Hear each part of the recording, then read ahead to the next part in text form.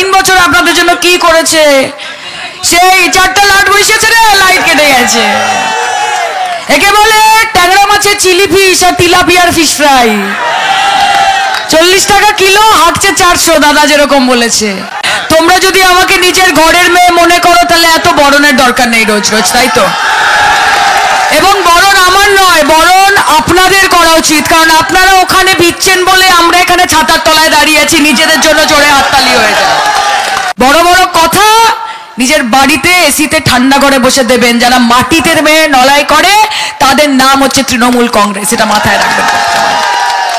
আমাকে অনেকে একটু আগে ফোন করে বলছে দিদি আসবে না, দিদি আসবে না, দিদি আসবে না। এমনি তো সরকারদা যখন কথা বলে তখন আমার আর বিশেষ কথা বলার প্রয়োজনীয়তা থাকে না, কিন্তু আসতে তো হবেই।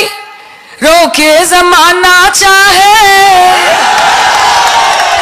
रोके खुदाई हमको आना पड़ेगा, भांगड़ से जो वादा किया वो निभाना पड़ेगा, निभाना पड़ेगा। जय बांग्ला। आशीर्वाद ভালোবাসা না থাকলে এরকম ভাবে সম্ভব? চারিদিকে ওই ছোটখাটো লোকগুলো দাঁড়িয়ে আছে এবং চেঁচাচ্ছে, কার চিৎকার চিৎকার নানান রকম বলছে। আমাদের ছেলেরা শুধু জয় বাংলা বলেছে, তাতেই চুপ হয়ে গেছে। জয় বাংলা। আরে তোমরা 10টা কথা বলবে, আমরা শুধু বলবো জয় বাংলা। তোমরা তোমাদের বসেদেরকে খুশি করার জন্য নানান স্লোগান দেবে, আর আমরা আমাদের মাটিকে কামড়ে তাকে ভালোবেসে বলবো জয় বাংলা। তফাৎ ছিল, তফাৎ আছে, তফাৎ থাকবে।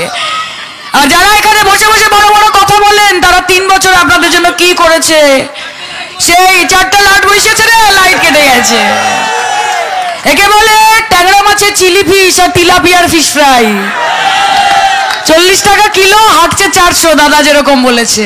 আপনাদের বলি, মন থেকে লড়াই করুন, মাটি কামড়ে লড়াই করুন, শুধু ভাষণ দেওয়ার লড়াই করবেন না। আরে মানুষ मंदिर का घंटा नहीं है, मस्जिद का आजान नहीं है कि जब जैसे चीचाए रेडियो में बजा दिया, ऐसे नहीं होता है भाई। ये इंसान है, इनका प्यार है, सम्मान है ममता दीदी के लिए। और ममता दी और अभिषेक दा वो लाइन में खड़े होने वाले नहीं है, लाइन में आप खड़े होंगे, भीख आप मांगेंगे क्योंकि आपने काम नहीं किया। और ममता बनर्जी ऐसी लीडर है, अभिषेक बनर्जी ऐसे लीडर है कि वो लाइन में खड़े नहीं होते, वो जहां पे खड़े होते हैं लाइन वहीं से शुरू होती है। কাজে মেয়েরা ওখানে রয়েছে, মা অনেক ধন্যবাদ, আমার ছোট ছোট বোনেরা রয়েছে, অনেক ধন্যবাদ। এই যে ভিজে ভিজে জলের মধ্যে আপনারা বসে আছেন এতক্ষণ ধরে, ये तो खुदा की बरकत है ना, ये खुदा की बरकत है ना। आईएसएफ এর লিডার তো শওকত দা হাতে 5000 টাকা পুড়ে দিয়েও বসিয়ে রাখতে পারবে না। তফাৎ তো এটাই, তফাৎ তো এটাই, আবেগ তো এটাই। আরে এত দুদিনে লিডার হয়ে গেলে লিডার হওয়া যায় না। মমতা বন্দ্যোপাধ্যায় চুলের মুঠি ধরে টানতে টানতে নিয়ে গেছিল সিপিএম, তখনও লিডার ওখান থেকে সরেননি, সবাইকে নিয়ে গিয়েছিলেন, বলেননি ডোন্ট টাচ মাই বডি, বলেননি। সেই জন্য তাকে আমরা নির্বাচন করেছি এবং আপনাকে পরিত্যাগ করেছি। এবং আগামী দিনেও আমি আপনাদের কথা দিয়ে যাচ্ছি, যেরকম দাদা বললো যে একটা ছোট লাইট, একটা সড়ক, একটা জল, একটা পানীয় জলের কানেকশনটা বিষয় নয়, জাতীয়তাবাদী বিষয়। सही बोल रहा है ना बेटा? तू आगे जाके क्या खाएगा, किससे प्यार करेगा, किस भगवान को तू पूजेगा, ये इसका अधिकार सिर्फ तेरे को है, वो मोदी जी को नहीं है। मोदी जी नहीं बोलेंगे, बीजेपी नहीं बोलेगी, भारतीय जनता पार्टी नहीं, नाम है भारत जलाओ पार्टी, बीजेपी। और इसके विरुद्ध लड़ कौन रहा है? লড়ছে কে? মমতা ব্যানার্জি লড়ছে, অভিষেক ব্যানার্জি লড়ছে, শওকত মোল্লা লড়ছে, আপনারা লড়ছেন, কোন আইএসএফ লড়ছে না, সিপিএম লড়ছে না। সেদিন দেখছি সিপিএম এর ক্যান্ডিডেট দুটো ফ্লেক্স নিয়ে দাঁড়িয়ে আছে, শওকত দা বলছে আইএসএফ এর বন্ধুরা দিলেন উপহার।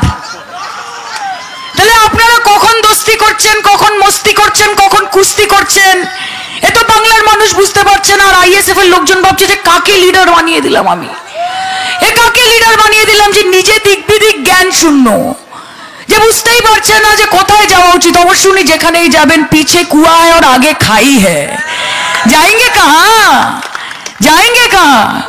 আমি শুনলাম উনি বলেছেন আমার ব্যাপারে যে আমি নাকি আমার ধর্মের সম্মান করি না। আমি ওনাকে বলতে চাই, আমার ধর্ম আমায় শিখিয়েছে যে কর্ম হচ্ছে মানুষের আসল ধর্ম। আপনি হয়তো 5 ওয়াক্ত নামাজ পড়তে পারেন, কিন্তু আমি 50 বার দিনে মানুষের পাশে দাঁড়াই, সেটাই আমার ধর্ম। আমার ধর্ম আমার ঈশ্বর, আমার দিদি, আমার দাদা, এবং আমি জানি মানুষের পাশে থাকার থেকে বড় কাজ কিছু হতে পারে না।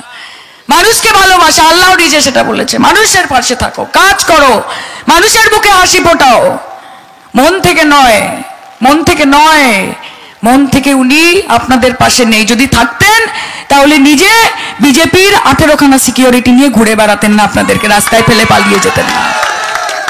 আরে লিডার সে হবে যে আপনাদেরকে সুরক্ষিত রাখবে, যে আপনাকে প্রোটেকশন দেবে, নাকি নিজে 6 জন 7 জন 8 জন করে কেন্দ্রীয় পুলিশ, নরেন্দ্র মোদীর পুলিশ, বিজেপির পুলিশ। কালকে যখন নরেন্দ্র মোদী বা বিজেপি আসবে উৎখাত করতে আপনাদেরকে, সিএ এর ভয় দেখিয়ে, এনআরসির ভয় দেখিয়ে বলবে কাগজ দিখাও, তখন এই নেতা ব্যাকডোর দিয়ে পালিয়ে যাবে আর আপনারা পড়ে থাকবেন। মাথায় রাখবেন, আপনাদের জন্য লড়াই শুধু করবে মমতা ব্যানার্জি, শুধু মমতা